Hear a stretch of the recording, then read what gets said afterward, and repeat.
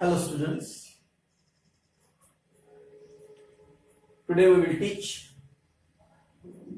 the respiratory pigment which is present in the RBC. Because RBCs are non-nucleated and that's why nuclease is absent in the RBCs or erythrocytes, and in place of nucleus there is another pigment is present, that is hemoglobin. Hemoglobin is a respiratory pigment. It is made up of B12 vitamin, folic acid and protein or iron, and it is helpful to you to carry out the oxygen and to remove CO2 from the body, and it helps transporting of the different types of nutrients. So today we will teach about what is HB, what is hemoglobin. Hemoglobin contains 4 polypeptide chain. Hemoglobin contains 4 polypeptide chains, that is globin chains. In between them, 2 alpha and 2 beta chains are present in the hemoglobin. Hemoglobin contains polypeptide chain, globin chain, that is 2 alpha and 2 beta chains are present in the hemoglobin. लक्षात ठेवा. And iron, porphyrin नावाचं iron त्यामध्ये असतो, त्याचं नाव हिम म्हणजे iron, लोह. Haemoglobin मधलं हिम म्हणजे काय, लोह. त्याला आपण आयर्न पॉर्फिरिन म्हणतो. आयर्न पॉर्फिरिन पासून ते हिम तयार होतो, त्याला त्यामुळे नाव आपण हिमोग्लोबिन पडलं. ग्लोबिन चेन आहे त्यांची, ग्लोबिन आणि हिम, म्हणून तो नाव कसं आलं, हिमोग्लोबिन. हे तुमच्या लक्षात पाहिजे. हिमोग्लोबिन हा शब्द कसा तयार झाला की त्यामध्ये ग्लोबिन चेन्स आहे, 2 अल्फा आणि 2 बीटा ग्लोबिन चेन्स आहे, आणि त्यामध्ये आयर्न पॉर्फिरिन नावाचं हिम आहे, आणि अशा कॉम्बिनेशन मध्ये हिमोग्लोबिन हे तयार झालेलं आहे. And that hemoglobin group is attached to each chain and 4 chain are bound together, and ते एकत्र अशा जोडलेल्या आहेत. That हिम ग्रुप जो आहे can carry 1 O2 molecule. एक हिम ग्रुप तयार झाल्यानंतर तो एक ऑक्सिजनचा मॉलिक्यूल वाहून नेतो. एक हिम ग्रुप तयार झाला की तो एक ऑक्सिजनचा मॉलिक्यूल वाहून नेतो, and thus अशा प्रकारे 1 hemoglobin molecule can carry 4 oxygen forming oxyhemoglobin. अशा रचना. आणि मग त्यामुळे प्रत्येक हिम ग्रुप जो आहे ते हिमोग्लोबिन, एक हिमोग्लोबिनचा जो मॉलिक्यूल आहे, हा हिमोग्लोबिनचा मॉलिक्यूल 2 एक O2 असे 2 घटक 2 असल्यामुळे एकूण 4 ऑक्सिजनचे मॉलिक्यूल तो वाहून नेतो, आणि ऑक्सिजन हिमोग्लोबिन जे वाहून नेतो तेव्हा त्याचं नाव होतं ऑक्सिहिमोग्लोबिन. कारण तो O2 घेतो आणि शरीरामध्ये आपल्या मिक्स करतो, म्हणून त्याला आपण ऑक्सिहिमोग्लोबिन असे म्हणतो. हे लक्षात ठेवा, फक्त ऑक्सिहिमोग्लोबिन. त्याच्यानंतर it forms carbon amino haemoglobin after residues of the amino acids and it reacts with the carbon dioxide. मग कार्बन डायऑक्साइड अमायनो ऍसिड सोबत रिएक्ट होतो, त्याचे रेसिड्यूज ग्लोबिन मध्ये तयार होतात, ग्लोबिन चेन मध्ये, तेव्हा त्याला आपण नाव दिले कार्ब अमायनो हिमोग्लोबिन. म्हणजे कार्बन डायऑक्साइड जेव्हा तो रिमूव्ह करत असतो तेव्हा कार्बन अमायनो हिमोग्लोबिन तयार होतो, जेव्हा तो ऑक्सिजन घेतो तेव्हा तो ऑक्सिहिमोग्लोबिन तयार होतो, आणि अशा वेळेस आफ्टर हिमोलायसिस, आता तेव्हा त्या हिमोग्लोबिनचं काय होतं, ब्रेकडाऊन होतं, तुटतं ते हिमोग्लोबिन, त्याचे तुकडे होतात. After haemolysis to break of haemoglobin is broken down and its globin part is broken into recycling amino acid. मग तुटलेले जे ग्लोबिन भाग आहेत वेगवेगळे, ते ग्लोबिन भाग तुटल्यानंतर ब्रोकन डाऊन झाल्यानंतर पुन्हा त्याची रिसायकलिंग होते आणि पुन्हा त्यापासून अमायनो ऍसिड्स तयार होतात. Iron of haemoglobin group is stored of ferritin in the liver.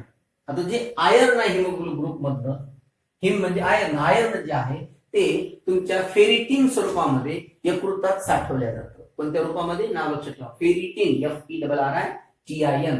Ferritin रूपामध्ये ते आपल्या यकृतामध्ये साठवलं जातं. आयर्न हिमोग्रुप मधलं जे आयर्न आहे त्याचं काम काय, ते यकृतामध्ये त्याला साठवून ठेवतं. And porphyrin group of haem is converted into, आणि त्यामधला जो पॉर्फिरिन ग्रुप आहे, आयर्न पॉर्फिरिन, पहिला आयर्न ते साठवलं जातं, पॉर्फिरिन ग्रुप त्यामधला जो आहे हिमचा group of haem is converted, त्याचं रूपांतर एका हिरव्या पिगमेंट होतं, हिरव्या पिगमेंट मध्ये होतं, आणि त्याच ग्रीन पिगमेंटला आपण बिलिव्हर्डिन असे म्हणतो.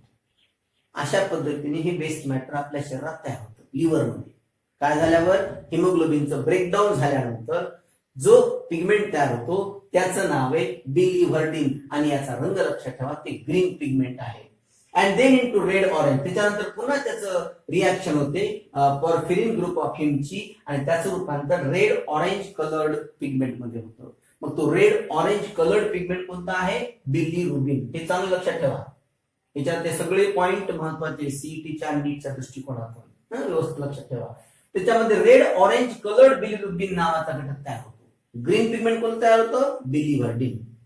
आणि रेड ऑरेंज पिगमेंट कलर्ड कोणतं तयार होतं? बिलीरुबिन. आणि दोन्ही पिगमेंट कशावर तयार होतात? Breakdown of haemoglobin. त्यात आयर्न साठवलं जातं, पण पॉर्फिरिनचं रूपांतर काही वेळाने वेगळ्या घटकामध्ये होतं. पहिल्यांदा ग्रीन पिगमेंट मध्ये होतं, त्याला बिलीवर्डिन म्हणतो आपण. आणि रेड ऑरेंज पिगमेंट मध्ये होतं, त्याला बिलीरुबिन म्हणतो. आणि अशा पद्धतीने दोन बाय पिगमेंट तयार होतात लिव्हरमध्ये, बिलीरुबिन आणि बिलीवर्डिन, जे आपल्या शरीरातून बाहेर काढले जातात. These pigments mainly bilirubin are added to bile. म्हणजे याच्यातलं बिलिरुबिन बाईल मध्ये ऍड होतं and finally removed out of body along with फेकस. आणि फेकस म्हणजे वेस्ट मॅटर. तुमच्या वेस्ट मॅटर सोबत हे शरीराच्या बाहेर टाकल्या जातं. आणि हेच बिलिरुबिन किंवा बिलीवर्डिन, बिलिरुबिनचं प्रमाण रक्तामध्ये जास्त झालं तर रिव्हर्स ऍक्शन होणे परत रक्तामध्ये जातं आणि आपल्याला जॉन्डिस नावाचा आजार होतो. काय वेळ ही रचना आहे, लक्षात आली पाहिजे. त्या पद्धतीची रचना आहे याच्यामध्ये. म्हणून तुम्ही नीट लक्षात ठेवा हिमोग्लोबिन काय आहे, हिमोग्लोबिन कसं तयार झालं. ग्लोबिन, ग्लोबिन म्हणजे ते पॉलिपेप्टाइड आहे. ग्लोबिन मध्ये दोन त्या ठिकाणी चेन आहे, 2 अल्फा चेन आणि 2 बीटा चेन, हे त्यामधलं ग्लोबिन आहे. आता आयर्न पॉर्फिरिन म्हणजे काय? हिम, हिम आणि ग्लोबिन, हिमोग्लोबिन असा तो हिमोग्लोबिन घटक, असा तो हिमोग्लोबिन रिस्पॅट पिगमेंट याच्यामध्ये तयार झालेला आहे. आणि मग त्याच्यामध्ये ऑक्सिजनचा 1 मॉलिक्यूल तो घेऊन जातोय, तेव्हा ऑक्सी हिमोग्लोबिन कार्बन डायऑक्साईड सोबत अमायनो ऍसिड सोबत जेव्हा रिॲक्ट होतो तेव्हा कार्बन अमायनो हिमोग्लोबिन आणि मग हिमोलायसिस झाल्यानंतर त्यातला काही भागाचं ब्रेकडाऊन केलं जातं आणि त्यामधलं जे आयर्न आहे हिम ग्रुप मधलं ते फेरिटिनच्या स्वरूपामध्ये लिव्हरमध्ये स्टोअर केलं जातं. आणि पॉर्फिरिन नावाचा जो हिमचा ग्रुप आहे तो त्याच पिगमेंटला कन्व्हर्टेड करतं ग्रीन पिगमेंट मध्ये. त्या ग्रीन पिगमेंटला आपण बिलीवर्डिन म्हणतो. त्याचं रूपांतर रेड ऑरेंज कलर्ड पिगमेंट मध्ये होतं, त्याला आपण बिलीरुबिन म्हणतो. आणि असं हिमोलायसिस झाल्यावर, हिमोग्लोबिनचं हिमोलायसिस झाल्यावर, after the broken down of hemoglobin, it is converted into pigment, green pigment biliverdin and red orange pigment that is called bilirubin. And that's why there are two types of pigments are prepared in our liver, that is biliverdin and bilirubin. These pigments mainly bilirubin are added to bile, bile मध्ये add होतात आणि मग final removed out of body along with faeces. Faeces matter सोबत ते शरीराच्या बाहेर जातात. तिथपर्यंत सगळं काय झालं? आरबीसी पहिला घटक संपला. रेड ब्लड कॉर्पसस, एरिथ्रोसाइट आणि त्यामध्ये असलेला एचबी, याची पूर्ण टोटल माहिती या ठिकाणी झाली. नीट लक्ष द्यायचं, वाचायचं, चांगला अभ्यास करायचा, काय अर्धा रिपीट करून पुन्हा डबल ऐकायचं.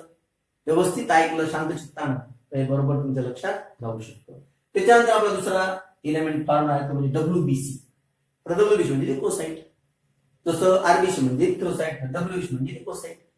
जसं formation of erythrocyte is called erythropoiesis, तसं formation of leucocyte is called leucopoiesis. ही रचना यामध्ये दाखवलेली आहे. आता ह्या ज्या आहेत डब्ल्यूबीसी, जशा आरबीसी कशा आहेत? नॉन न्यूक्लिएटेड, सर्क्युलर आहेत, बायकॉन्केव्ह आहेत. तशा डब्ल्यूबीसी ज्या आहेत त्या कलरलेस, न्यूक्लिएटेड, अॅमोबॉइड आणि फॅगोसाइटिक आहेत. डब्ल्यूबीसी कशा आहेत? कलरलेस, न्यूक्लिएटेड, अॅमोबॉइड आणि फॅगोसाइटिक. कलरलेस म्हणजे रंग नाही. न्यूक्लिएट म्हणजे प्रत्येक डब्ल्यूबीसीच्या प्रकारामध्ये न्यूक्लियस आहे. अॅमोबॉइड म्हणजे अमिबा सारख्या दिसतात. आणि फॅगोसाइटिक म्हणजे they kill the germ on the same spot, they kill the pathogen, रोग जंतूला त्या जागीच ठार मारतात आणि तुमच्या शरीराची इम्युनिटी पॉवर वाढवतात. त्यासाठी म्हणून त्यांना आपण फॅगोसाइटिक असं म्हणतो. डब्ल्यूबीसी कशा आहेत? WBC are colourless, nucleated, amoeboid and phagocytic in condition. They are larger than RBC due to amoeboid movement. Amoeboid movement मुळे त्यांचा आकार आरबीसी पेक्षा जास्त आहे. And they can move out of capillary wall by process. आणि capillary wall मधून एका विशिष्ट प्रोसेसने प्रवास करतात. त्या प्रक्रियेला आपण डायपेडिसिस म्हणतो. मी असं म्हणू शकता, due to amoeboid movement WBC can squeeze out through blood capillaries and that process, that movement is called diapedesis. परीक्षेमध्ये आलं व्हॉट इज डायपेडिसिस, तर काय लिहायचं? Due to amoeboid movement they can squeeze out through the blood capillaries and that process is called diapedesis. लक्षात ठेवा, डायपेडिसिस आलं ही व्याख्या लिहायची. एक मार्काला खूप वर्षी आलेले एमसीक्यू पण आलेले आहे नीट मध्ये, सीईटी मध्ये. डायपेडिसिस कळलं का? WBC, and due to amyloid movement, they can squeeze out through blood capillaries is called diabetes. व्याख्या लक्षात ठेवा. नॉर्मल ऍडल्ट मध्ये ऍव्हरेज प्रमाण जर आपण बघितलं 5000 ते 11000 WBC per cubic millimetre of blood असतात. आता आरबीसी मध्ये मेल वेगळं फिमेल वेगळं आहे, पण या ठिकाणी मेल फिमेल सर्व कॉमन सगळ्यामध्ये सरासरी 5000 ते 11000 पाहिजे. कमी झालं की मीठ आपले एकदम कमी होते, डिक्रीज झाला तरी आजार होतो, जास्त झाला तरी आजार होतो. समजा आपल्या शरीरामध्ये डिक्रीजिंग नंबर WBC झाल्या 4000 पेक्षा कमी झाल्या आपल्या शरीरामध्ये, तर तुम्हाला लिकोपेनिया नावाचा आजार होतो. आपल्या शरीरामध्ये WBC 4000 पेक्षा कमी झाल्या तर लिकोपेनिया नावाचा आजार होतो. लक्षात ठेवा पक्क. त्याला हे लिकोपेनिया जो आहे हा कॉमन HIV, एड्स आणि TB पेशंट मध्ये जास्त आढळतो. त्याच्यानंतर those expose to radiation, radiation म्हणजे किरणोत्सारी पदार्थांमध्ये जे जास्त एक्सपोज होतात, जास्त संपर्कामध्ये येतात, अशा लोकांमध्ये WBCचं प्रमाण कमी होऊ शकतं आणि त्यांना कॅन्सर होऊ शकतो. तुम्हाला माहित असेल की फिल्म स्टार वगैरे जे असतात त्यांना जास्त रेडिएशनशी संपर्क येतो, शूटिंग वगैरे वगैरे सगळ्या गोष्टी, आणि रेडिएशनमुळे अशा लोकांमध्ये तुम्हाला जास्त प्रमाणामध्ये कॅन्सरचं प्रमाण आढळतं. कारण त्यांच्या शरीरामध्ये WBC 4000 पेक्षा जास्त कमी होतात, कारण they are expose to radiations. Shocks, काही जण शॉक्स काही लागतात, त्या शॉक धक्का लागल्यामुळे मानसिक ताणामुळे सुद्धा WBC कमी होतात आणि हा लिकोपेनिया नावाचा आजार होऊ शकतो. अशा पद्धतीने लक्षात ठेवा HIV, एड्स, TB पेशंट आणि those expose to radiation, shocks. Number increasing number of WBCचं प्रमाण जर वाढलं शरीरामध्ये तर लिकोसायटोसिस नावाचा आजार होतो. आणि हा लिकोसायटोसिस आजार WBC वाढण्याचं प्रमाण म्हणजे तुम्हाला कशाचं इन्फेक्शन झालं शरीरामध्ये, काही कारणास्तव संसर्ग झाला कशाचा, तर आपल्या शरीरामध्ये WBCचं प्रमाण वाढतं. इट ऑल्सो ऑकर्स त्याच्यामध्ये during pregnancy and newborn babies मध्ये जास्त प्रमाणामध्ये हे आढळतं. प्रेग्नन्सी वुमन मध्ये आणि न्यूबॉर्न बेबी नवजात बाळ जे असतात त्यांच्यामध्ये हे प्रमाण जास्त आढळू शकतं. आणि अजून एक तिसरा प्रकार याच्यामध्ये दाखवलेला आहे की uncontrolled increase number of WBC. जर WBCचं प्रमाण अनकंट्रोल्ड झालं, तुम्हाला माहित असेल कॅन्सरची व्याख्या काय, uncontrolled growth of cell, abnormal growth of cell is called cancer. काहीच नाही बाकी. अनियमितपणे पेशींची वाढ होऊन त्यापासून एखादा ट्युमर तयार होणे, गाठ तयार होणे, त्याला आपण कॅन्सर म्हणतो. आता याच्यामध्ये गाठ तयार होत नाही, याच्यामध्ये त्यांनी सांगितलं की uncontrolled increase in number of WBC is a type of blood cancer. जर WBCचं अनकंट्रोल्ड वाढ होत गेली शरीरामध्ये, प्रचंड प्रमाणात वाढल्या WBC, तर तुम्हाला एक आजार होतो, त्याचं नाव आहे ब्लड कॅन्सर. आणि ब्लड कॅन्सरला अजून एक नाव आहे लिकेमिया. चांगलं लक्षात ठेवा, सगळे पॉइंट महत्वाचे, एक ना एक ओळ. आणि अशाला असं जर पाठ केलं आणि अशाला असं लक्षात आपण जर ठेवलं तर आपला MCQ बायोलॉजी मध्ये चुकूच शकत नाही. बायोलॉजीचा MCQ चुकतच नाही. तुम्हाला ते जर पाठ असेल, समजून घेतलेले असेल, लक्ष दिलं असेल, खूप वेळा वाचलं असेल, छानपैकी पाठ केलं असेल मनातून व्यवस्थित उत्साहामध्ये, तर ही गोष्ट आपल्या पक्की लक्षात राहू शकते. जर uncontrolled increase number of WBC झाल्या तर तुम्हाला ब्लड कॅन्सर होतो आणि ब्लड कॅन्सरला या ठिकाणी ल्युकेमिया असं सुद्धा म्हणतात. WBC are mainly concern with defence mechanism. WBC कशाशी संबंधित आहे तर सध्या तर फार गरज WBCची. WBC आपल्या शरीराच्या संरक्षणासाठी गरजेचे आहे. आपल्या शरीराची प्रतिकारक शक्ती जास्तीत जास्त वाढवण्यासाठी आपल्याला WBCची प्रचंड प्रमाणामध्ये गरज असते. त्यांचं प्रमाण शरीरात चांगलं राहिलं पाहिजे. They are divided into two main types. WBCचे मुख्य दोन प्रकार पडतात, ग्रॅन्युलोसाइट आणि अग्रॅन्युलोसाइट. WBCचे न्यूक्लियसच्या आकारानुसार आणि WBC मध्ये बारीक बारीक बारीक कण असतात. ज्या WBC मध्ये बारीक बारीक कण असतात किंवा ग्रॅन्युल्स असतात त्यांना आपण ग्रॅन्युलोसाइट असे म्हणतो, आणि ज्यामध्ये अशी ग्रॅन्युल नसतात त्यांना आपण अग्रॅन्युलोसाइट असे म्हणतो. आणि म्हणून WBCचे मुख्य दोन प्रकार पडतात, हे लक्षात ठेवा. त्या कलरलेस आहेत, अॅमोबॉइड आहे, फॅगोसाइटिक आहे, हे लक्षात आपल्याला आलं बरोबर की नाही. आणि त्या न्यूक्लिएटेड पण आहेत आणि त्यामुळं त्यांच्यामध्ये ग्रॅन्युल पण आहेत आणि ग्रॅन्युल नाही. Granules are present in the WBC are called ग्रॅन्युलोसाइट.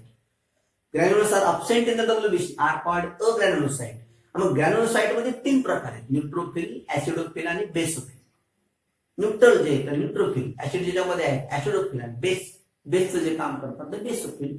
असे ग्रॅन्युलोसाइटचे तीन प्रकार पडतात. Granulocyte are divided into neutrophil, acidophil and basophil, and agranulocytes are divided into lymphocyte and monocyte. असे त्यांचे प्रकार आहेत. हे 5 प्रकार आहेत WBCचे. एकूण पूर्ण 5 प्रकार आहेत, मुख्य 2 प्रकार आहेत, ग्रॅन्युलोसाइट आणि अग्रॅन्युलोसाइट. आणि मग ग्रॅन्युलोसाइटचे 3 प्रकार पडतात, न्यूट्रोफिल, ऍसिडोफिल, बेसोफिल. आणि अग्रॅन्युलोसाइट मध्ये लिम्फोसाइट आणि मोनोसाइट असे 2 प्रकार पडतात. असे एकूण 5 प्रकार आहेत.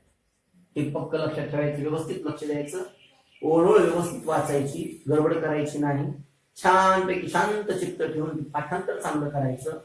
पाठ झाले का नाही हे हात ठेवून आपण आपलं बघायचं, खूप पाठ करायचं व्यवस्थितपणे. आणि चांगलं पूर्ण पाठांतर पॉइंट सगळे झाल्यानंतर त्यावर आधारित असलेले एमसीक्यू जर आपण सोडवायला बसलो तर मला असं वाटतं की आपला एकही एमसीक्यू त्यामध्ये चुकू शकत नाही, चुकायचा काही प्रश्नच नाही.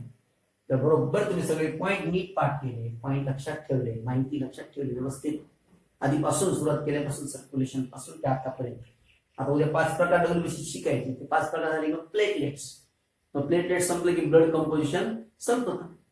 आता न्यूट्रोफिल किती असतात, कोणता आजार होतो, काय नाही, त्याची माहिती त्याच्या पुढे आहे. ऍसिडोफिल्स आहे, बेसोफिल्स आहे, लिम्फोसाइट आहे, त्याच्यानंतर मोनोसाइट. त्यांच्या न्यूक्लियसचे वेगवेगळे आकार आहेत, त्या आकारानुसार सुद्धा हे 5 प्रकार पडलेले. मग त्या पद्धतीने आपल्याला व्यवस्थित शिकतात. या आजच्या या पॉईंट मध्ये ऑक्सिओग्लोबिन म्हणजे काय, कार्बन अमाइन हिमोग्लोबिन म्हणजे काय, ग्लोबिन म्हणजे काय, हिम म्हणजे काय, फेर्टिन हे लक्षात ठेवा. बिलिरुबिन पिगमेंट कसे तयार झाले ते पहिल्यांदा, बिलिवर्डिन ग्रीन पिगमेंट कसा तयार झाला, रेड ऑरेंज कलर बिलिरुबिन कसं झालं, आणि मग हे लिव्हर मध्ये कसे राहतात, ह्या सगळ्या गोष्टी छोटे छोटे पॉईंट असतात. आणि डायबिटीसची व्याख्या, due to amoeboid movement WBC can squeeze out blood capillary, it's called a diapedesis. Diapedesis नीटला पण खूप वेळ आलेलं आहे, सीईटी मध्ये पण खूप वेळ आलेलं आहे, आणि आपल्या बोर्डाच्या परीक्षेमध्ये सुद्धा 1 मार्काला व्हॉट इज डायपेडिसिस असा प्रश्न आलेला आहे. ओके, हे नीट अभ्यास करा व्यवस्थित, बाकीचं आपण उद्या